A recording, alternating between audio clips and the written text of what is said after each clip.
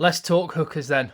As we get closer to Warren Gatland selecting his Lions squad for the tour to South Africa, I am going through position by position and just giving my thoughts on what I think the team will be, as me, JB and Phil will do together in a special podcast coming your way soon, so go and subscribe to that.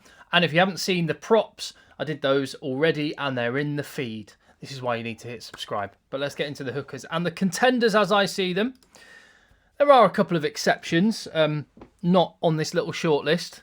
I mean, for Scotland alone, because of injuries in the hooker position, Fraser Brown would have been a name that would have been in the mix. David Cherry was involved in the Six Nations tournament this year for Scotland, predominantly from the bench. And that's why I've put George Turner in the mix. And Stuart McInally, Scotland's captain, who's been blighted by injury.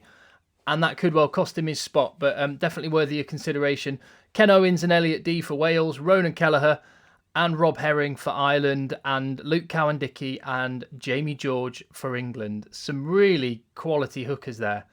I'm going to do what I've done in previous videos and make an initial cull, after which it gets a lot trickier. I just think in the case of George Turner and Elliot Dee, they are not as good as the people in their starting position for their country, as quality as they are, and they're younger guys as well. They may well have another chance at a Lions tour in the future.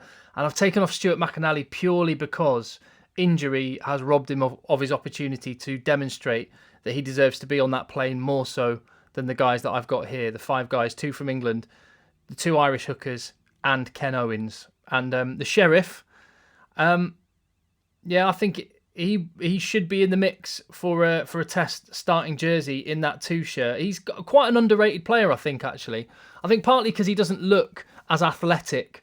I mean, particularly when you look at Ronan Kelleher. Man, the V shape on that fella's back, he's a specimen. Whereas Ken Owens isn't quite the athletic looking specimen, but he has got such an engine. And it gets really hard to pick at this point. For Ireland, Ronan Kelleher and Rob Herring.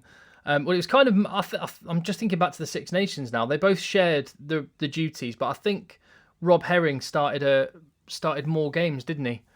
And he is a really explosive player, really hard. And those 2 English guys... You see, Jamie George is one of those people that is in the situation, being a Saracens player, where that could end up costing him, because he maybe came into the Six Nations a bit undercooked. Luke Cowan-Dickie kind of took over towards the end as the starting hooker. Jamie George mostly operating from the bench. And he hasn't had the opportunity in big European games, unlike other players, to demonstrate his quality and his abilities. And you might argue that will cost him. I think Jamie George 4 years ago, let's not forget, was the starting hooker in the Test matches against New Zealand. And I also think that when you're picking a touring squad, particularly a touring squad that are going to be spending a lot of time in a hotel and a lot of time in each other's company, I think the composition of the squad in terms of the blokes that you pick, the characters that you pick, mean that I think a guy like Jamie George will end up making the cut. And if I were selecting, I can't speak for Warren Gatland, I'm only sort of second guessing what he might do, but if I was selecting, I think, and this isn't I honestly, this isn't English bias. Rob Herring and Ronan Kelleher are quality players, but I think Jamie George, for the guy he is, the credit he's got in the bank, and Warren Gatland selected him 4 years ago, I think he will go. Ken Owens deserves to go, and will very much be in a mix for a Test jersey. This is one of the hardest positions to call who will be wearing the 2 jersey for that first Test in South Africa, I think, because Luke Cowan-Dickie, Luke Cowan-Dickie, a pioneer in rugby terms. He was the first proper mullet in rugby union, particularly certainly in the Northern Hemisphere, certainly in Europe.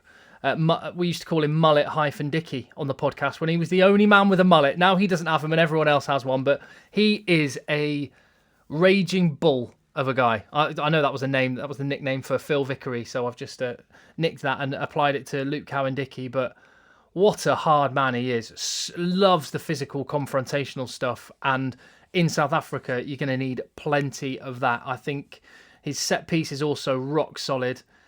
And so there you go. You've got a shootout for the Lions Test jersey for me. I wonder if Luke Cowan-Dickie might end up starting. Ken Owens, I wouldn't look past him either. Crikey. A lot of competition in that position. But there you go. That's my thoughts on hooker. You may well disagree. if you're Irish, you may well be thinking I've got a bit of an issue. But wait for second rows, because that might balance things up. That gets very, very tasty in my thoughts right now, let alone when I do the video, which is coming next. So hopefully, through this video alone and the others that we've put up there, I've earned your subscription even. So if you can hit that little red subscribe button, that'll be great. And you'll get notifications of all the videos as they come. And I'll see you on the next one.